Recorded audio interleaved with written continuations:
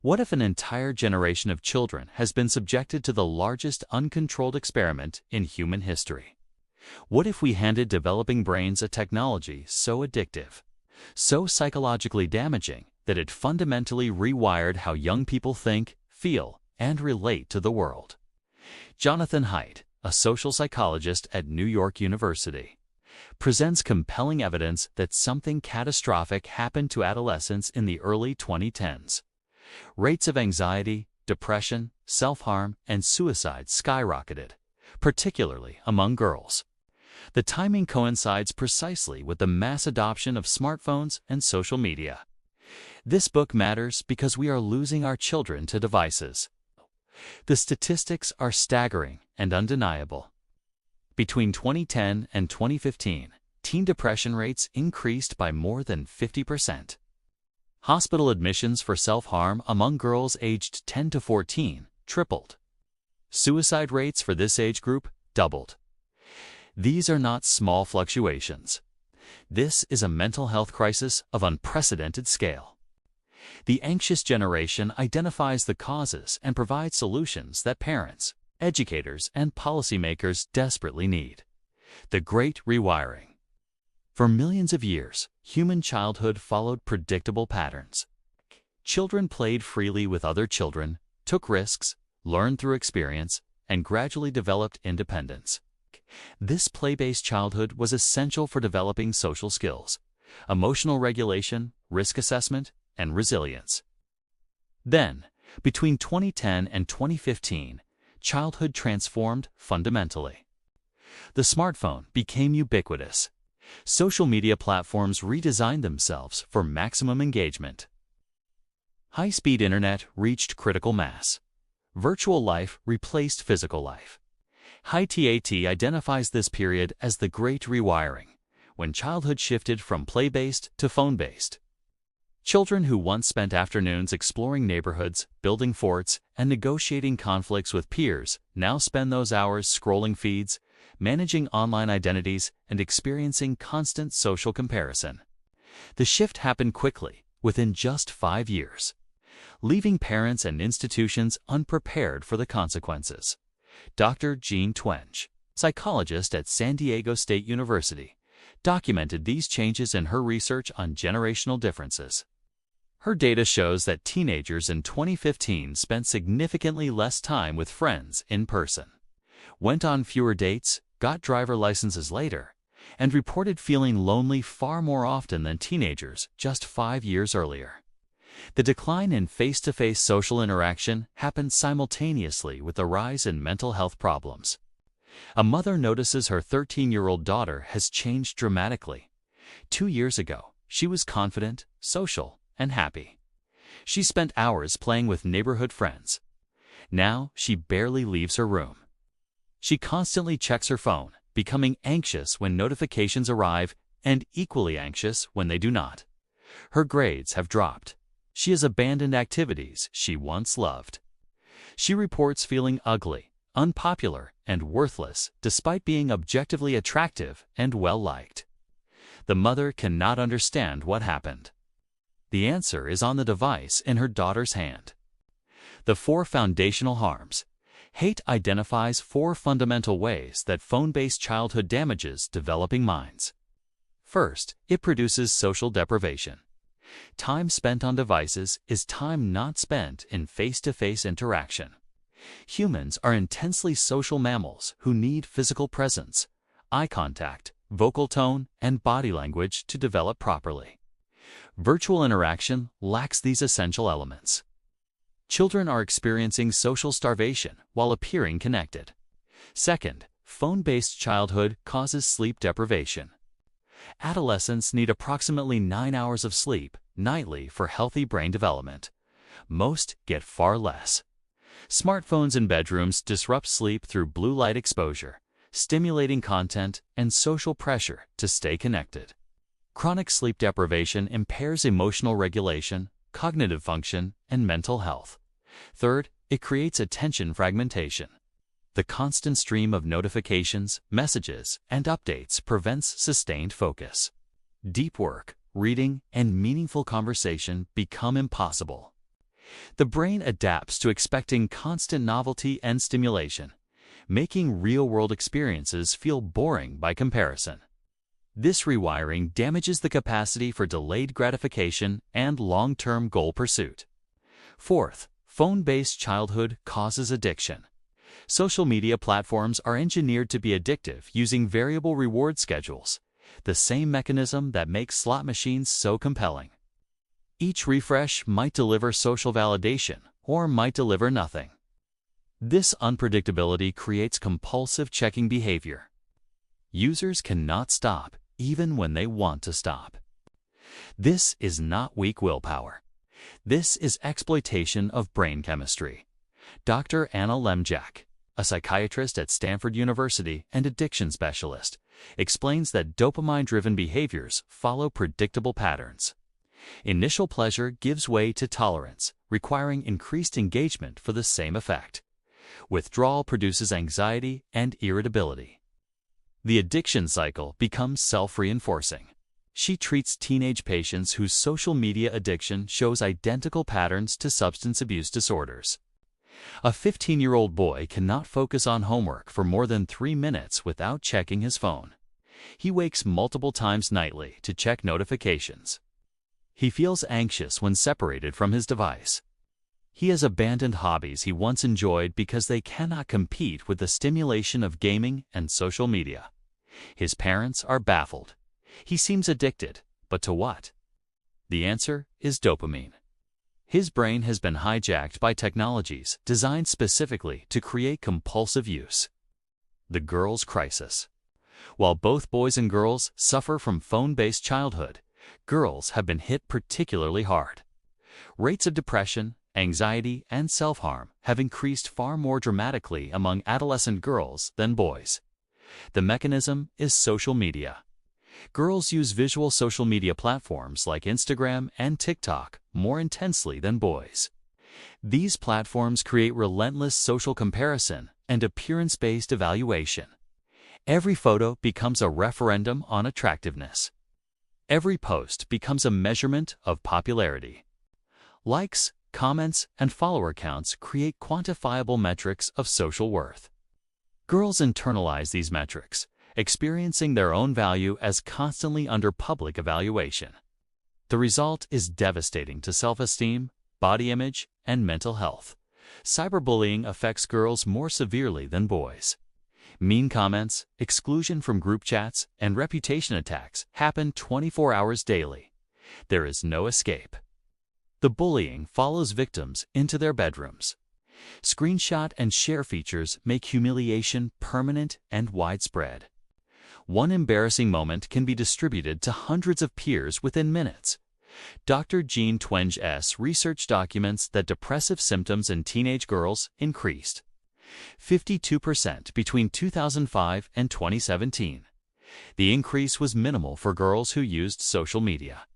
Less than 1 hour daily, but massive for girls using it more than 5 hours daily. The correlation between screen time and depression is clear and consistent across multiple studies and countries. A 14-year-old girl posts a photo to Instagram. She carefully selects the image, applies filters, and adds a caption. Then she waits.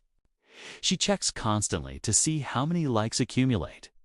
Each like produces a small burst of pleasure. When likes slow, anxiety rises. She compares her like count to friends' posts. Hers has fewer. She feels rejected and inferior. She sees photos of a party she was not invited to. She feels excluded and unpopular. By bedtime, she is depressed and cannot understand why. She just spent 3 hours seeking social validation and found only evidence of inadequacy. The boy's crisis. Boys face different but equally serious harms. While girls gravitate toward social media, boys gravitate toward video games and online pornography. Both produce significant developmental damage. Excessive gaming creates social withdrawal, academic decline, and addiction. Boys spend hours daily in virtual worlds, neglecting real-world skill development, relationships, and responsibilities. Online pornography affects boys profoundly. First exposure now occurs around age 11. years before most boys have real romantic relationships. This creates distorted expectations about sexuality, relationships, and women. The content is often violent and degrading. Young brains form neural pathways based on these images that affect their entire sexual development. Video games and pornography both provide supernormal stimuli, artificial experiences more intense than anything found in nature. Real-world activities cannot compete. A conversation with a peer feels boring compared to the constant stimulation of gaming. Interest in real girls declines when pornography provides instant access to unlimited sexual imagery. Boys become passive consumers rather than active participants in life. Dr. Philip Zimbardo, a psychologist famous for the Stanford Prison Experiment, has extensively studied young men's development. His research shows that excessive gaming and pornography consumption correlate with decreased motivation, social anxiety, and delayed maturity. Young men are failing to launch into adult responsibilities because virtual worlds meet their psychological needs without requiring growth or risk. A 16-year-old boy plays video games 6 hours daily. His grades have dropped from as 2 Cs. He has no real friends, only online gaming partners he has never met. He shows no interest in learning to drive, getting a job, or dating. His parents are frustrated but do not know how to intervene. He is not using drugs or getting in trouble. He just seems content to live in his room, immersed in virtual worlds. His motivation and ambition have vanished. He is developing into an adult without adult capabilities or interests. The decline of play-based childhood. Phone-based childhood replaced something essential. Before smartphones, children had play-based childhoods. They spent hours in unstructured, unsupervised play with other children. This play was not just fun. It was critical development work. Children learned to negotiate, compromise, take turns, resolve conflicts, assess risks, and recover from setbacks. These skills are fundamental to adult functioning. Overprotective parenting reduced free play even before smartphones arrived. Beginning in the 1980s, parents became increasingly fearful about children's safety despite crime rates declining. Children lost the freedom to walk to school, play in neighborhoods, and explore independently. This safetyism deprived children of experiences necessary for developing resilience and independence. The combination proved devastating. Children lost free play and gained smartphones simultaneously. They lost opportunities to develop social skills in the physical world and gained platforms amplifying social anxieties in the virtual world. They lost experiences building competence and confidence and gained experiences producing inadequacy and comparison. Dr. Peter Gray, a research professor at Boston College, has spent decades studying the importance of play. His work shows that free play is essential for developing executive function, emotional regulation, and social competence. Children who play freely become adults who can manage stress, solve problems, and maintain relationships. Children deprived of play struggle with these fundamental capacities. A 10-year-old girl in 1995 spends her summer days riding bikes with friends, building forts in the woods, and creating elaborate imaginary games. She experiences minor injuries, disagreements with friends, and small failures. She learns to assess risks, resolve conflicts, and persist through challenges. She develops confidence, independence, and resilience. A 10-year-old girl in 2015 spends her summer days on her iPad, watching YouTube, playing simple games, and messaging friends she sees daily at school anyway. She experiences no physical risks, no real conflicts, and no meaningful challenges. She develops anxiety, dependence, and fragility. The collective action problem. Individual parents face impossible situations. If a parent refuses to give their child a smartphone, that child becomes socially isolated. Friend groups coordinate on group chats. Social events are organized through Instagram. Being offline means being excluded. Parents who want to protect their children face agonizing choices between their child's mental health and their child's social life. This is a collective action problem. The situation improves only when many families act together. One child without social media is isolated. Half the class without social media creates an in-person social group. Schools and communities can solve this problem by establishing norms that support parents who limit device access. Haidt proposes for specific reforms that require coordinated action. First, no smartphones before high school. Give children basic phones for communication, but not smartphones for social media and internet access. Second, no social media before age 16. The platforms themselves are harmful to developing minds. Third, phone-free schools. Students lock phones in lockers during school hours. Fourth, more unsupervised play. Give children freedom to play outdoors without constant adult supervision. These reforms work best when implemented collectively. Schools can establish phone-free policies for all students. Parent groups can agree on age limits for smartphones and social media. Communities can create safe spaces for free play. Individual families cannot solve this problem alone, but coordinated action can transform childhood for entire communities. A middle school in suburban Maryland implements a phone-free policy. Students place phones in locked pouches at the start of each day and retrieve them when leaving. Teachers report immediate improvements. Students talk to each other between classes. Lunchrooms buzz with conversation instead of silent scrolling. Bullying decreases because social media drama cannot continue during school hours. Academic performance improves because students focus on lessons. Parents report that their children seem happier and more connected. The single policy change transforms the school culture within weeks. The path forward. Understanding the problem is necessary, but insufficient. Parents need practical strategies for protecting their children now. Haidt provides specific recommendations that parents can implement regardless of what others do. Delay smartphone access as long as possible. When you eventually provide one, establish clear boundaries around usage times, apps allowed, and content filters. Create phone-free zones in your home. Bedrooms should never contain phones overnight. Dinner tables should be phone-free. Family time should be device-free. These boundaries protect sleep, conversation, and connection. Model the behavior you expect. Children learn from what you do, not what you say. Put your own phone away during family time. Prioritize in-person activities and friendships. Encourage your child to invite friends over. Drive them to activities where they interact face-to-face with peers.